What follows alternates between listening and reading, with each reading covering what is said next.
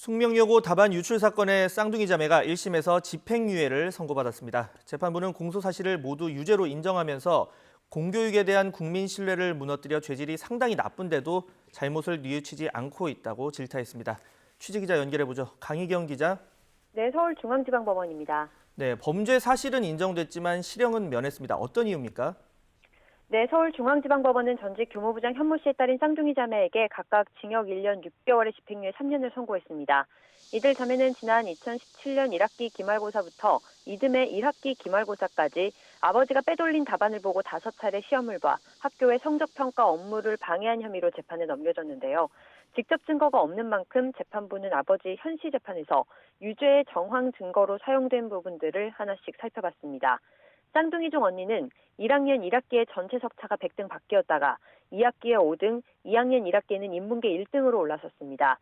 동생 역시 1학년 1학기에 전교 50등 밖이었다가 2학년 1학기에는 자연계 1등이 됐습니다.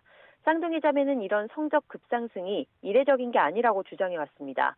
하지만 재판부는 주변 학교 성적 상승에 대한 사실조회 결과도 그렇고 중하위에서 상위권으로 가는 것보다 중상위권에서 상위권으로 가는 게 더 어렵다는 걸 고려하면 매우 이례적인 성적 상승에 해당한다고 판단했습니다.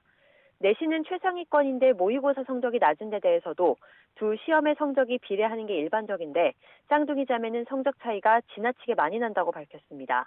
시험지에 적어둔 깨알 정답에 대해서는 쌍둥이 측은 시험이 끝난 뒤 반장이 불러준 답을 적은 거라고 주장했지만 재판부는 외운 답을 시험지에 기재했다고 보는 게 더 합리적이라고 설명했습니다.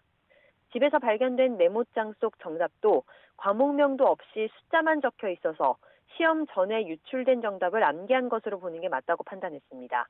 정답 유출이 의심되는 각종 정황에 대해 아버지 현 씨 재판과 사실상 같은 판단이 나온 건데요. 공소 사실을 유죄로 판단한 재판부는 위계를 이용해 공정한 경쟁 기회를 박탈하고 공교육에 대한 국민 신뢰를 무너뜨리고도 잘못을 뉘우치지 않고 있다고 지적했습니다.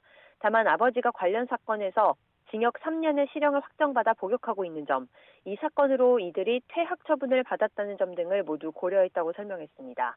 아버지에 이어 유죄 판단을 받은 쌍둥이 자매는 1심 선고에 대한 취재진의 질문에 아무 말 없이 법원을 빠져나갔고 변호인 측은 아버지 판결에 기대 도피성으로 판결을 내린 데 대해 아쉽다며 쌍둥이 자매 본인들의 뜻에 따라 항소 여부를 결정하겠다고 밝혔습니다.